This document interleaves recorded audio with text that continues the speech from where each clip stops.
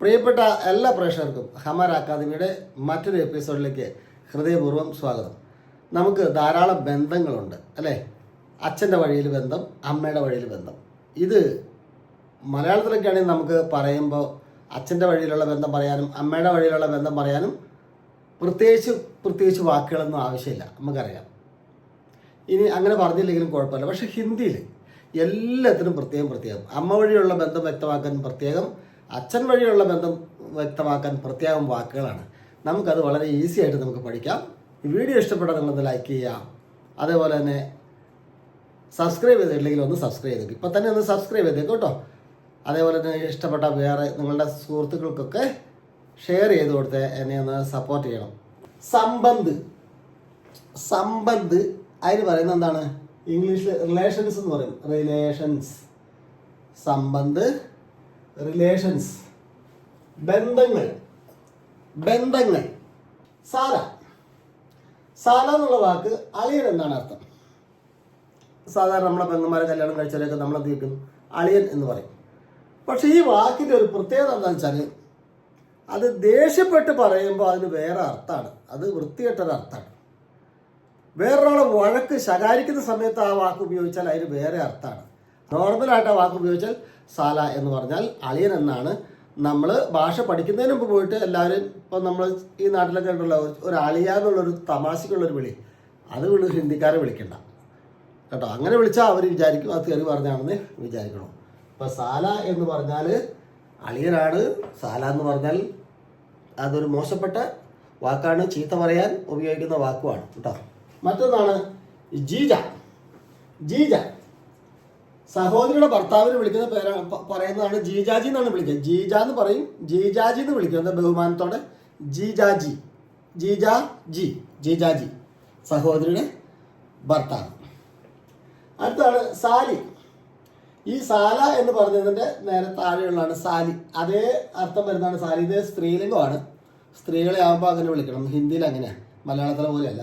അപ്പോൾ സാലി, ഭാര്യയുടെ സഹോദരി എന്താ വിളിക്കുക? സാലി.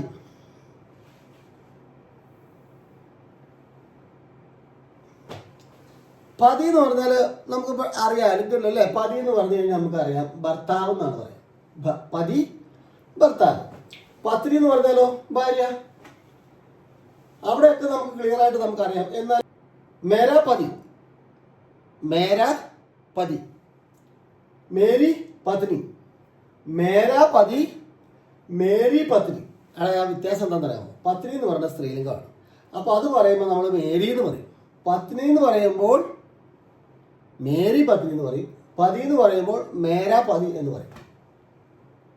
പോത്ത, അത് മകൻ്റെ മകനെയാണ് ഉദ്ദേശിക്കുന്നത്. പോത്ത എന്ന് പറയുന്നത് ഹിന്ദിയിൽ മകൻ്റെ മകനെയാണ് പോത്ത.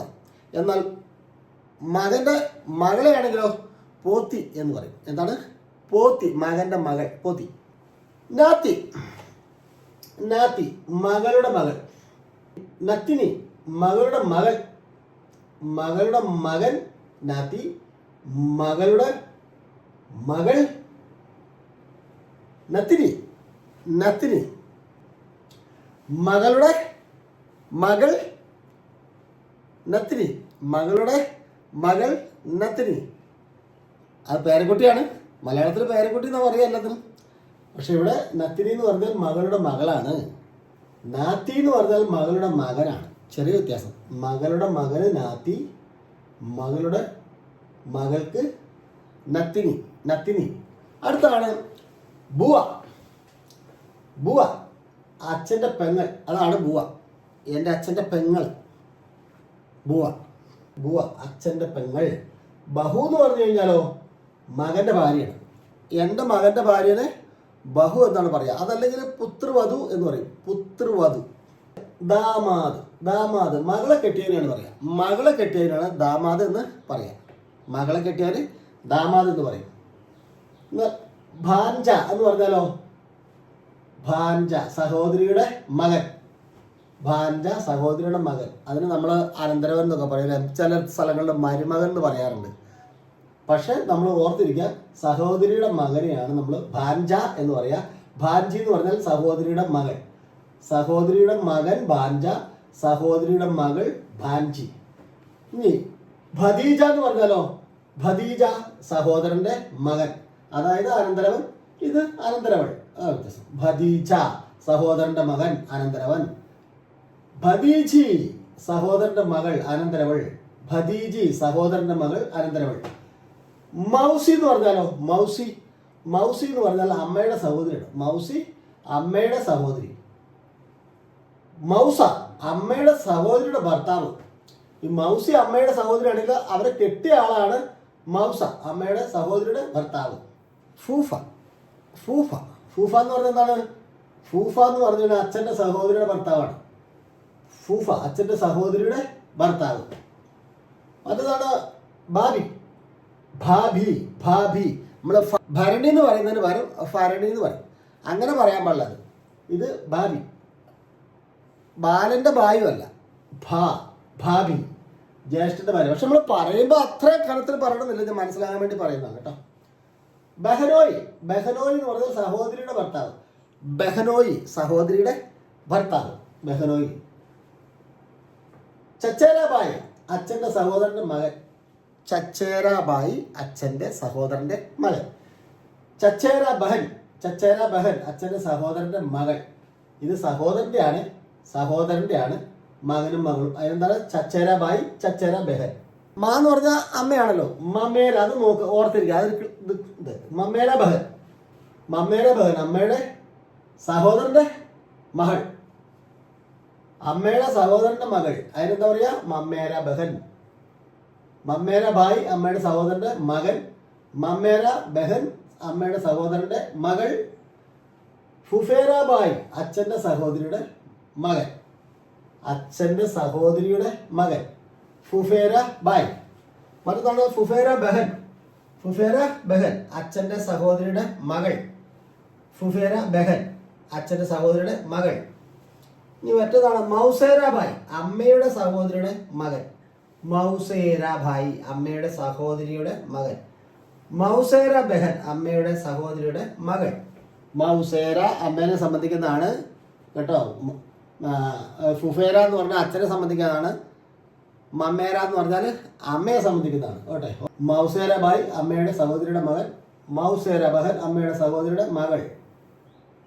ഇനിയാണ് സൗത്തേലിമ. സൗത്തേലി എന്ന് കണ്ടു കഴിഞ്ഞാൽ സൗത്തേലി മാ രണ്ടാം അമ്മ, സൗത്തേലി ബാപ്പ് രണ്ടാം അച്ഛൻ, സൗത്തേലി ഭായ് രണ്ടാം കുടിയിലുള്ള സഹോദരൻ. അപ്പോൾ നോക്കാം നമുക്ക്. സൗത്തേലി മാ രണ്ടാം അമ്മ, സൗത്തേല ബാപ്പ് രണ്ടാം അച്ഛൻ, സൗത്തേല ഭായ് രണ്ടാം കുടിയിലെ മകൻ, സൗത്തേലി ബഹൻ രണ്ടാം കെട്ടിലെ മകൾ. സൗത്തേലി ബഹൻ. ഈ പെണ്ണുങ്ങളുടെ കാര്യം പറയുമ്പോൾ ഈ സൗത്തേല എന്നുള്ളത് സൗത്തേലിയായി കേട്ടോ. അത് ശ്രദ്ധിച്ചാൽ മതി. രണ്ടാം കെട്ടിലെ മകൾ. സസൂർ. സസൂർ എന്ന് പറഞ്ഞാൽ അമ്മായിയമ്മയാണ്. സസൂർ അമ്മായിയമ്മ. ചെറിയ വ്യത്യാസത്തിലാണ് അമ്മായിയച്ഛൻ. സാസ് അമ്മായിയച്ഛൻ. സാസ് ലേന എന്ന് പറഞ്ഞാൽ ശ്വാസം എടുക്കുക എന്നാണ് അർത്ഥം. ആ സാസിന് സ്പെല്ലിംഗ് വ്യത്യാസമുണ്ട്. ഇത് നോക്കുക. സാസ് അമ്മായിയച്ഛൻ. മാമ അമ്മാവൻ. മാമ എന്ന് പറഞ്ഞാൽ നമുക്കറിയില്ല, അമ്മയുടെ ആങ്ങളെയാണ് അമ്മാവൻ. മാമി അമ്മായി. മാമി അമ്മായി, മാമ അമ്മാവൻ. അടുത്തത് ഭായ്. ഭായ് എന്ന് പറഞ്ഞാൽ സഹോദരൻ. നമുക്കറിയാലോ ഭായ് എന്ന് പറഞ്ഞാൽ സഹോദരൻ എന്നാണ് അർത്ഥം. നമ്മളിവിടെ വരുന്നവരെയൊക്കെ ഭായ് എന്ന് വിളിക്കും.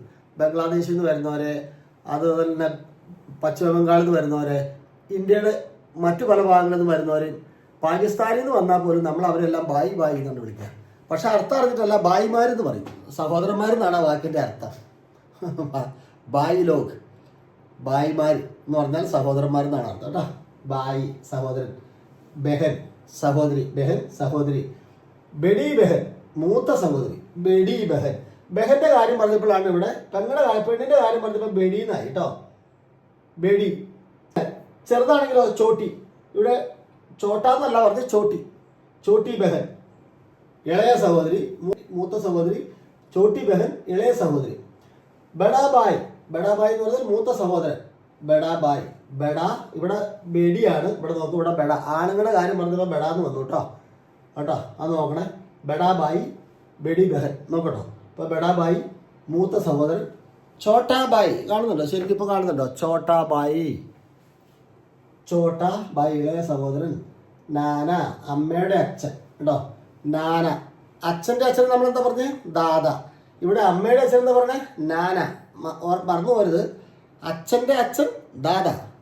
എന്നാൽ ദാദ എന്ന് പറഞ്ഞാൽ പോക്കിരി എന്നുള്ള അർത്ഥമുണ്ട്. ഈ വല്യച്ഛൻ്റെ ഒരു സ്വഭാവം കാണിക്കുന്ന ആൾക്കാരുണ്ടല്ലോ, അങ്ങനെയുള്ള അർത്ഥത്തിൽ ദാദ. മുംബൈയിൽ ദാദ എന്ന് പറഞ്ഞു കഴിഞ്ഞാൽ എന്താണ്? അവിടുത്തെ പോക്കിരി, അവിടുത്തെ ഏറ്റവും വലിയ ചട്ടമ്പികളുടെ നേതാവെന്ന് വേണമെങ്കിൽ പറയാം ദാദ. അപ്പോൾ ആ ദാദയല്ല ഇത്. നമ്മൾ നേരത്തെ പറഞ്ഞത് ദാദ എന്ന് പറഞ്ഞാൽ അച്ഛൻ്റെ അച്ഛൻ, ദാദി എന്ന് പറഞ്ഞാൽ അച്ഛൻ്റെ അമ്മ. ദാദി അച്ഛൻ്റെ അമ്മ, ദാദ അച്ഛൻ്റെ അച്ഛൻ. ഇത് നാന അമ്മയുടെ അച്ഛൻ, നാനി അമ്മമ്മ അമ്മയുടെ അമ്മ, നാനി അമ്മയുടെ അമ്മ. അടുത്താണ് ബാപ്പ് എന്ന് പറഞ്ഞാൽ അച്ഛൻ തന്നെയാണ്, ബാപ്പ്. പിത അച്ഛൻ. മാ അമ്മ, മാതാ എന്ന് പറഞ്ഞാലും അമ്മയാണ്. മാ അമ്മ, മാതാ അമ്മ. ചാച്ച അച്ഛൻ്റെ അനിയൻ, ചാച്ച എന്ന് പറഞ്ഞാൽ അച്ഛൻ്റെ അനിയൻ. കാക്ക എന്നും പറയും, കാക്ക എന്ന് പറഞ്ഞാലും അച്ഛൻ്റെ അനിയനാണ് കേട്ടോ. ചാച്ച അല്ലെങ്കിൽ കാക്ക, അച്ഛൻ്റെ അനിയൻ, രണ്ടും അച്ഛൻ്റെ അനിയനാണ്. ദാദ അച്ഛൻ, ദാദ അച്ഛൻ്റെ അച്ഛൻ അല്ലെങ്കിൽ അച്ഛൻ. ദാദി അച്ഛമ്മ അല്ലെങ്കിൽ അച്ഛൻ്റെ അമ്മ, അച്ഛൻ്റെ അമ്മ അല്ലെങ്കിൽ അച്ഛമ്മ. ദാദ അച്ഛൻ അല്ലെങ്കിൽ അച്ഛൻ്റെ അച്ഛൻ. താവു നമ്മുടെ അച്ഛൻ്റെ ജ്യേഷ്ഠനെ വിളിക്കുന്നതാണ്. അച്ഛൻ്റെ ജ്യേഷ്ഠൻ എന്താണ്? താവു. അച്ഛൻ്റെ ജ്യേഷ്ഠൻ്റെ ഭാര്യനെ വിളിക്കുന്നതാണ് തായി. താവു എന്ന് പറഞ്ഞാൽ അച്ഛൻ്റെ ജ്യേഷ്ഠനാണ് കേട്ടോ, അത് അമ്മയുടെ ആങ്ങളൊന്നുമല്ല. അങ്കിൾ എന്ന് പറയുമ്പോൾ എല്ലാം ഇതിലൊക്കെ അങ്ങോട്ട് കൂടിച്ചേർന്ന് പോകും, പക്ഷെ നമുക്കൊന്നും മനസ്സിലാവില്ല. പക്ഷെ ഹിന്ദി പഠിക്കുകയാണെങ്കിൽ ഇങ്ങനെ പഠിക്കണം. താവു അച്ഛൻ്റെ ജ്യേഷ്ഠൻ, തായി അച്ഛൻ്റെ ജ്യേഷ്ഠൻ്റെ ഭാര്യ. ചാച്ചി അച്ഛൻ്റെ അനിയൻ്റെ ഭാര്യ, ചാച്ചി അച്ഛൻ്റെ അനിയൻ്റെ ഭാര്യ ചാച്ചി. കാക്കി എന്ന് പറഞ്ഞാൽ അച്ഛൻ്റെ അനിയൻ്റെ ഭാര്യ. അപ്പോൾ കാക്ക എന്ന് പറഞ്ഞാൽ അച്ഛൻ്റെ അനിയനാണ്, കാക്കി എന്ന് പറഞ്ഞാൽ അച്ഛൻ്റെ അനിയൻ്റെ ഭാര്യയാണ്, ചാച്ചി എന്ന് പറഞ്ഞാൽ അച്ഛൻ്റെ അനിയൻ്റെ ഭാര്യയാണ്, ചാച്ച എന്ന് പറഞ്ഞാൽ അച്ഛൻ്റെ അനിയനാണ്. നമ്മൾ നേരത്തെ പഠിച്ചതാണ്. സമതി എന്ന് പറഞ്ഞാൽ മകൻ്റെ അല്ലെങ്കിൽ മകളുടെ ഭർത്താവിൻ്റെ അച്ഛൻ. സമതി എന്ന് പറഞ്ഞാൽ എന്താണ്? സമതി എന്ന് പറഞ്ഞാൽ മകളുടെ ഭർത്താവിൻ്റെ അച്ഛൻ, അതാണ് സമതി. ശ്രദ്ധിക്കുക, മകൻ്റെയോ മകളുടെയോ ഭർത്താവിൻ്റെ അച്ഛൻ. നമ്മളിപ്പോൾ മകളെ കെട്ടിച്ചു, അല്ലെങ്കിൽ മകൻ വേറെ വീട്ടിൽ കെട്ടി, ആ മകൻ കെട്ടിയ വീട്ടിലെ അച്ഛനോ അല്ലെങ്കിൽ മകളെ കെട്ടിച്ച വീട്ടിലെ അച്ഛനോ, അതാണ് ഉദ്ദേശിക്കുന്നത്. അതിനാണ് പറയുന്നത് സമതി എന്ന് പറയുന്നത്. നമ്മളിങ്ങനെ പറഞ്ഞു ഒപ്പിക്കണ എങ്ങനെയാണ്? മകളുടെ അച്ഛനോ അല്ലെങ്കിൽ മകൻ്റെ അച്ഛൻ എന്നൊക്കെ പറയുമ്പോൾ ആൾക്കാർക്ക് മനസ്സിലാവും. പക്ഷെ ആ പറയുന്ന പോട്ടെ തെറ്റാന്ന് നമുക്കറിയാം അല്ലേ? മകളുടെ അച്ഛനായി സംസാരിക്കുന്നതും മകളുടെ അച്ഛൻ എന്ന് പറയണം. അപ്പോൾ നമ്മളങ്ങ് ഊഹിച്ചെടുക്കുകയാണ് അത് അവരുടെ ബന്ധുക്കാരനാണെന്ന് ഊഹിച്ചെടുക്കണം. ശരിക്കും പറയുകയാണെങ്കിൽ ഇങ്ങനെ പറയണം: സമതി മകൻ്റെ അല്ലെങ്കിൽ മകളുടെ ഭർത്താവിൻ്റെ അച്ഛൻ, കെട്ടിച്ച് വിട്ടതോ കെട്ടിയോ ആയ വീട്ടിലെ അച്ഛൻ. പിന്നെ സമതി എന്ന് പറഞ്ഞാൽ അവിടുത്തെ മകളുടെ അല്ലെങ്കിൽ മകൻ്റെ ഭർത്താവിൻ്റെ അമ്മ, മകളുടെ അല്ലെങ്കിൽ മകൻ്റെ ഭർത്താവിൻ്റെ അമ്മ. അതായത് ബന്ധുക്കാരൻ്റെ അച്ഛൻ്റെ അമ്മയുടെ കാര്യം അവിടെ പറയണത്. കെട്ടിയ വീട്ടിലെ ബന്ധു വീട്ടിലെ കാര്യം പറയണേ, അവിടുത്തെ അച്ഛൻ അല്ലെങ്കിൽ അമ്മ. ഓക്കെ, ഇഷ്ടപ്പെട്ടാൽ ലൈക്ക് ചെയ്യുക, അതിന് സബ്സ്ക്രൈബ് ചെയ്യാൻ മറക്കരുത്, വേറെ ഷെയർ ചെയ്ത് കൊടുത്ത് സഹായിക്കുക. പെട്ടെന്ന് ഹിന്ദി പഠിക്കാനാണെങ്കിലും നല്ല അടിപൊളിയായിട്ട് വാട്സാപ്പ് പഠിപ്പിച്ചുതരാം. കുറഞ്ഞ ചിലവിൽ നമ്മൾ പഠിപ്പിച്ചുതരാം. ഇപ്പോൾ ഒരു 1.5 മാസത്തെ ഒരു പാക്കേജ് ഉണ്ട്. ഏറ്റവും കുറഞ്ഞ ഫീസിലാണ് നമ്മൾ പഠിപ്പിക്കുന്നത്. സമയമൊന്നും ഒരു പ്രശ്നമല്ല, ഏത് സമയത്തും വന്ന് പഠിക്കാം. നിങ്ങൾ സൗദിയിലായിക്കോട്ടെ, ദുനിയാവിൽ ഏത് ഭാഗത്തും ആയിക്കോട്ടെ, ലോകത്തിൻ്റെ ഏത് കോണിലായാലും നിങ്ങൾക്ക് പഠിക്കാൻ പറ്റും. റെക്കോർഡ് ഓഡിയോ ഉണ്ട്, വീഡിയോ ഉണ്ട്, PDF ഉണ്ട്, ഗ്രൂപ്പ് ചാറ്റ് ഉണ്ട്, സംശയ നിവാരണം ഉണ്ട്, സംസാരിച്ച് പഠിക്കാനുള്ള സ്പീക്കിംഗ് പ്രാക്ടീസ് ഉണ്ട്, എല്ലാം. मैं आशा बिंदी हूँ, मैं कासरगोड जिले में रहती हूँ, मैं एक प्राइवेट कंपनी में काम करती हूँ. ഞാൻ ആശാ ബിന്ദി, ഞാൻ കാസർഗോഡ് ജില്ലയിൽ നിന്നാണ്. ഞാൻ ഹമാര അക്കാദമിയുടെ ഓൺലൈൻ ഹിന്ദി ക്ലാസ്സിലെ സ്റ്റുഡൻറ്റ് കൂടിയാണ്. ഞാൻ ഹിന്ദി ഇല്ലാത്ത സ്കൂളിലാണ് പഠിച്ചത്. ഞാൻ തനി നാടൻ ഹിന്ദി എന്ന് പറഞ്ഞിട്ട് ടൈറ്റിലോട് കൂടി ഒരു വീഡിയോ കാണുന്നത്, ആ വീഡിയോ എനിക്ക് ഭയങ്കരമായിട്ട് ഇഷ്ടപ്പെട്ടു. ഹമാര അക്കാദമിയുടെ ഓൺലൈൻ ക്ലാസ്സിൽ ജോയിൻ ചെയ്തു. ആദ്യത്തെ 3 ദിവസം കൊണ്ട് ഞാൻ 1 മുതൽ ഓടി വരെ എണ്ണാൻ പഠിച്ചു. പക്ഷേ എന്നെ വളരെ അത്ഭുതപ്പെടുത്തുന്ന ഒരു കാര്യം എന്ന് പറഞ്ഞാൽ, ഇപ്പോൾ ഏകദേശം 3 മാസം ആവുന്നു. ഈ ഒരു ടൈം ആകുമ്പം ഞാൻ ഓട്ടോമാറ്റിക്കായിട്ട് ഹിന്ദി വായിച്ചു തുടങ്ങി. അല്ലെങ്കിൽ ഇത്ര ഏജ് ആയി, ഇനി പറ്റത്തില്ലല്ലോ എന്നൊക്കെ ചിന്തിച്ച് വീട്ടിലിരിക്കുന്നുണ്ടെങ്കിൽ ധൈര്യമായിട്ട് ഹമാര അക്കാദമിയിൽ ജോയിൻ ചെയ്തോളൂ. 1 മന്ത് കൊണ്ട് നിങ്ങൾക്ക് നന്നായിട്ട് പഠിച്ചെടുക്കാൻ പറ്റും. ഒന്നും അറിയാത്ത, അക്ഷരമാല പോലും അറിയാത്ത ഞാൻ ഇത്രയെങ്കിലും പഠിച്ചിട്ടുണ്ടെങ്കിൽ നിങ്ങൾക്ക് എല്ലാവർക്കും നന്നായിട്ട് ഹിന്ദി സംസാരിക്കാനും എഴുതാനും വായിക്കാനും ഒക്കെ പറ്റും. അഡ്വക്കേറ്റ് സുധീഷ് ഇവിടെ ഹമാര അക്കാദമി ഇവിടെ വാട്സാപ്പ് ക്ലാസ്സിൽ ചേർന്നിട്ട് 1 മാസമായി. അദ്ദേഹം മറ്റൊരു ഹിന്ദിക്കാരനുമായിട്ട് നന്നായിട്ട് ഹിന്ദിയിൽ സംസാരിക്കുന്നുണ്ട് ഞാൻ വരുമ്പോൾ. അപ്പോൾ പക്ഷേ അദ്ദേഹം പിന്നീട് എന്നോട് പറഞ്ഞു, ഞാൻ സാറിൻ്റെ ക്ലാസ്സിലെ ഒരു സ്റ്റുഡൻ്റാണ്, 1 മാസം കൊണ്ട്. എനിക്ക് ഈ അഡ്വക്കേറ്റാണ് പ്രാക്ടീസ് ചെയ്യുന്നത് മഞ്ചേരിയിൽ. അപ്പോൾ എനിക്ക് കുറേ ഹിന്ദിക്കാരുടെ കേസുകളൊക്കെ ഹിന്ദി ഭാഷ അറിയാത്തതുകൊണ്ട് എനിക്ക് നഷ്ടപ്പെട്ടിട്ടുണ്ട്. അപ്പോൾ അങ്ങനെയാണ് ഞാൻ ഹമാര ഹിന്ദി അക്കാദമിയെ കുറിച്ച് കേൾക്കുന്നത്. അപ്പോൾ ഞാനതിപ്പോൾ 1 മാസമായി. കഴിഞ്ഞ മാസം 10-ാം തീയതി ബാച്ചിൽ ജോയിൻ ചെയ്തിട്ടുണ്ടായിരുന്നു, ജാനുവരി 10. ഇപ്പോൾ എന്താ വെച്ചാൽ അത്യാവശ്യം ഹിന്ദി കാര്യങ്ങളെല്ലാം പഠിക്കുക. അതെങ്ങനെയാണ് പഠിക്കേണ്ട രീതി ഒന്നും എനിക്ക് അറിയുന്നില്ല. ഫോർമൽ ഒരു വേർഡ് മീനിങ് കിട്ടി കഴിഞ്ഞാൽ അത് എങ്ങനെ പാസ്റ്റിലും പ്രസൻറ്റിലും സംസാരിക്കാം എന്നുള്ള ഒരു വേർഡിനെ കിട്ടിക്കഴിഞ്ഞാൽ ഇപ്പം എനിക്കൊരു ഐഡിയ കിട്ടിയത് ഈ ഒരു ക്ലാസ്സിലുണ്ട്. ഇതിൽ ശരിക്കും സംസാരിക്കേണ്ട രീതി എങ്ങനെയാണെന്നുള്ളത് എനിക്ക് ഇതിന്നാണ് കിട്ടിയിരിക്കേണ്ട ഞാനതിന് വളരെയധികം താങ്ക്ഫുള്ളാണ് സാറോട്. ഞാനും സാറിനെ യാദൃശ്യമായിട്ട് കണ്ടതാണ്.